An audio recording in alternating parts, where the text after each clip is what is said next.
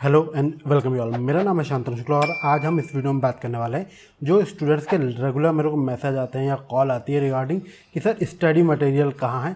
तो यहाँ पे जो उनके मोस्टली फ्रीक्वेंटली जो क्वेश्चन मुझसे पूछे हैं उन्होंने, मैं उसके आंसर देने वाला हूँ। अगर ये वीडियो आपके मतलब का हो तो देखिए, अदरवाइज़ आपको लगता है कि ये क्वेश्चन आपके मतलब के नहीं है तो फिर आप इसको स्किप कर सकते हैं, ठीक है।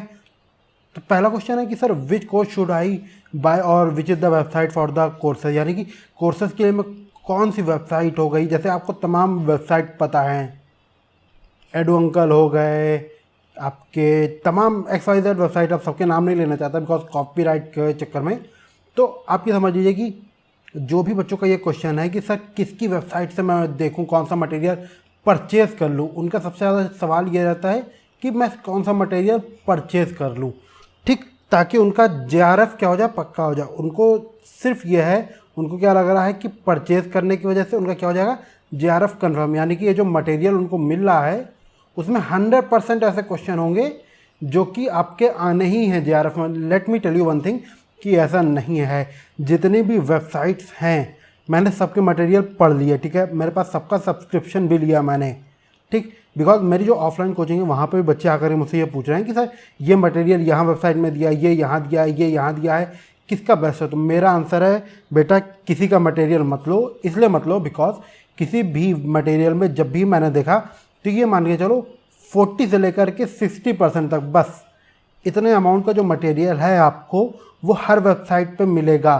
किसी भी वेबसाइट में ऐसा नहीं कि 100% मटेरियल उनसे रिलेटेड है। जो भी वेबसाइट ये कह रही है ना कि 100% मटेरियल मेरे से आता है, आप अगर JRF के UGC नेट JRF के क्वेश्चन देखो तो वहाँ पे क्या आ रहा है, क्वेश्चन आ रहा है कि X टाइप के क्वेश्चन को Y टाइप की प्रॉब्लम से मिला करके आपसे आंसर पूछा गया है। तो किसी भी बुक ने या किसी भी कोर्स ने इन दोनों क्वेश्चंस को मिला करके ये आंसर देने का सजेशन नहीं दिया है। वहाँ सब बुक्स ने आपको बेसिक समझा दिए और बेसिक के बाद कह दिया है कि खुद आंसर निकालो। तो समझो पहली चीज़ कि क्योंकि इतने ज़्यादा क्वेश्चंस पॉसिबल हैं, दो अलग अलग थ्योरीज को मिला करके तीसरे क्वेश्चन ले आना, तो कोई भी ये फिजिकली पॉसिबल भी नहीं है कि कोई पॉसिबली आपको बता दे कि नहीं ये बुक ले लो सबसे बेस्ट है। तो अगर आपको कोई ऐसा बोल रहा है तो आपको सिंपली मैं कह रहा हूँ वो सिर्फ अपनी चीज़ बेचने की कोशिश कर रहा है। आपको परचेज़ करना है, अच्छा लगता है तो गो फॉर इट। अगर आपके पास पैसा नहीं है या फिर किसी और वजह से आप चाहते हो कि परचेज़ नहीं करना है, खुद की कैपेसिटी, भाई आप PhD करने जा रहे हो, भाई मजाक की बात है क्या। PhD करने के बावजूद भी अगर तुम दूसरे की बुक्स पे डिपेंड करना चाह रहे हो तो पहली चीज़ मेरा मानना है तो तुम PhD का प्लान छोड़ दो। तुम्हें खुद से करना आना चाहिए। अब तुम्हें खरीदने की किसी भी वेबसाइट से कोई आवश्यकता नहीं है। You should search it. Course दिया हुआ कोर्स को गूगल करो, कहीं ना कहीं खुल ही जाएगा and you will get to know क्या मटेरियल सही है क्या नहीं सही है, ठीक है। उसके बाद उसकी प्रैक्टिस करो। अब बात पे आता हूँ कि वो तो हो गया आपका सेकंड पेपर के लिए, ठीक है। अब बात आते हैं फर्स्ट पेपर के लिए। जैसे आपके तमाम टीचर्स लोग बोलते हैं कि KVS सर की बुक अच्छी है और XYZ फैकल्टी ने अपनी जो बुक्स पब्लिश करी हैं वो अच्छी हैं, वो ले लो। मैंने कहता है ये बुक्स अच्छी हैं या बुरी हैं तो आपकी मर्ज़ी, आपको लेना हो ले लो, नहीं लेनी है नहीं लो। बिकॉज फर्स्ट पेपर आपका टू बी फ्रैंक पूरा कॉमन सेंस पे है। और सही बता रहा हूँ, यूट्यूब पे ऐसे वीडियो पड़े हुए हैं, जैसे यूट्यूब पे तलवीर सर करके हैं, उन्होंने फर्स्ट पेपर के पूरे वीडियोस डाल रखे हैं यूट्यूब पे, जा कर के देख लो, कोई दिक्कत नहीं है। ज़्यादातर मटेरियल जो है, मोस्ट मटेरियल जो है आपका उनके यूट्यूब चैनल पे आपको मिल जाएगा, ठीक। तो वहाँ उन्होंने जितना दे रखा है, let me tell you something, उसके बाद आपको आवश्यकता नहीं है कोई भी बुक पढ़ने की। उसके बाद आप KVS मदान सर की बुक ले लो, प्रैक्टिस करने का मन हो तो कर लो, नहीं तो ऑनलाइन तमाम आपको वेबसाइट पे पड़े हुआ है सोर्स, उसके थ्रू भी आप प्रैक्टिस कर सकते हो, ठीक। ये सिर्फ प्रैक्टिस के लिए है, कुछ नया समझाने वाले नहीं है यहाँ पे। Because let me tell you कि तलवीर सर ने काफ़ी अच्छा समझा रखा है, तो उन्होंने भी जो कर रखा है, देखो मैं 100% मार्क्स किसी को नहीं दे, बट मैं यहाँ पे कहने में कोई शर्म नहीं आएगी कि 90 से लेकर 99% है, आराम से मार्क्स देने में कोई दिक्कत नहीं। बिकॉज बंदे ने बहुत अच्छे समझा रखा है, कंपोज तरीके में और अच्छे से मेहनत करके समझाया। कोई ऐसा नहीं समझाया उसने कि नहीं बहुत जल्दबाजी में समझा दिया, नहीं, मेहनत करके समझाया, तो यूज़ दैट, ठीक। कोई शर्म की बात नहीं है कि उसमें नहीं सर हम आपके यहाँ, नहीं ऐसी बात नहीं है। जो कोई अच्छा पढ़ा रहा है उसकी तारीफ भी करनी ज़रूरी है, ठीक। अब बात करते हैं कि हाँ सर कौन सी बुक्स या कंटेंट में JRF का मटेरियल है। तो अब एक चीज़ समझो, अगर आप लोग अभी 2020 के या 2021 जो आने वाले हैं पेपर, इसको तो अभी छोड़ दो, खैर 2019 का पेपर उठा लो, तो अगर आप यहाँ पे पेपर देखो तो यहाँ पे पेपर में क्या है, दो कॉन्सेप्ट को मिला करके तीसरा क्वेश्चन पूछ लिया गया है। ठीक, तो अब यहाँ पे क्या होता है, मान लो ये x है और ये y है, तो x और y को मिला करके पूछ लिया गया तीसरा क्वेश्चन। जैसे मैं एक क्वेश्चन पूछ लेता हूँ कि प्रोडक्ट है आपका सैमसंग का मोबाइल, कहाँ पे बेचना चाहिए ताकि वो गरीब लोगों तक पहुंच सके। ठीक है, ये हाइपोथेटिकल क्वेश्चन मैंने ले लिया है। तो यहाँ पे आपको जो बेसिक्स ऑफ मार्केटिंग है वहाँ पे आपको प्रोडक्ट प्लेसमेंट आना चाहिए। ठीक, तो अब यहाँ पे कोई आपको ये नहीं बताएगा कि प्लेसमेंट से इस तरह के क्वेश्चन बनेंगे, नहीं, ये आपको मेहनत करनी पड़ेगी प्लेसमेंट से क्या क्वेश्चन बन सकता है। ठीक, तो दो कॉन्सेप्ट हो गए यहाँ पे, मार्केटिंग के कॉन्सेप्ट प्लस उसके बाद आपका प्रोडक्ट प्लेसमेंट का कॉन्सेप्ट से क्वेश्चन पूछ लिया गया। तो इस तरीके से जब करा जाता है तो आपको अगर परम्यूटेशन एंड कॉम्बिनेशन जो है आपका, जब उसके थ्रू आप देखोगे तो आप समझ पाओगे इतनी पॉसिबिलिटीज़ हैं कि कोई फिजिकली पॉसिबल नहीं है कि हर क्वेश्चन आपको समझाया जा सके। हाँ, आपके थ्योरी समझा दी जाएंगी, और let me tell you question जो हैं आपके थ्योरीज की बाउंड्री जो उसके बाहर से बहुत रेयर होते हैं, एक या दो क्वेश्चन मान लो, बाकी जो 90 से 95% तक क्वेश्चन रहते हैं वो आपके थ्योरीज के अंदर ही रहते हैं। बस हाँ, थ्योरीज का आपको कॉन्सेप्ट समझना पड़ेगा, रट्टा मारने से काम नहीं चलेगा क्योंकि रट्टा से क्वेश्चन नहीं आ रहे हैं। ठीक, अब हमसे पूछ रहे हैं, फिर भी बच्चे पूछा सर नोट्स कहाँ से मिलें।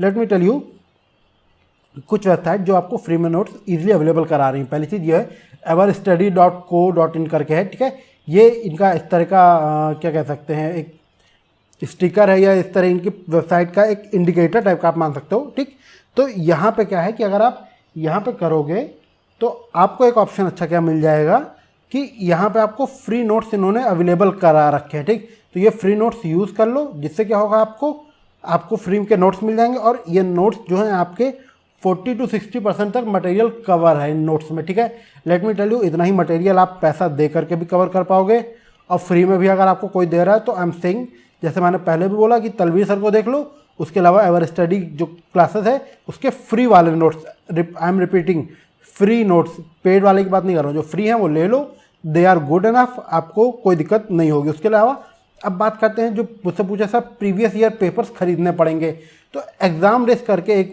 वेबसाइट है आपकी, ये मैंने डाल रखा है यहाँ पे URL, ये चीज़ कॉपी कर लो या ये चीज़ टाइप कर लो, अपने उसमें पहुँच जाओगे, वहाँ पे देख लो UGC नेट करके है, वहाँ पे अभी उन्होंने NTA नहीं अपडेट करा है, या अगर NTA अपडेट भी कर दें तो NTA नेट करके वहाँ पे पेपर 1 और पेपर 2 जो भी आपका सब्जेक्ट है, आपका सब्जेक्ट मार्केटिंग हो, अरे MBA से रिलेटेड हो सकता है, मैनेजमेंट का हो सकता है, या कॉमर्स हो, या हिस्ट्री हो, या ज्योग्राफी हो, जो भी हो, सबके पेपर अवेलेबल हैं, ज़्यादातर अवेलेबल है। आई एम नॉट सेइंग कि सबके ही अवेलेबल, बट ज़्यादातर अवेलेबल है। ठीक है, तो पेपर 1 एंड पेपर 2 जो है आपका वो अवेलेबल है, तो आप इजीली वो लो और प्रैक्टिस कर लो। ठीक, आसान रहेगा, फ्री में है, और ये चीज़ अवेलेबल है, कुछ डाटा भर लगेगा आपका, यूज़ कर लो।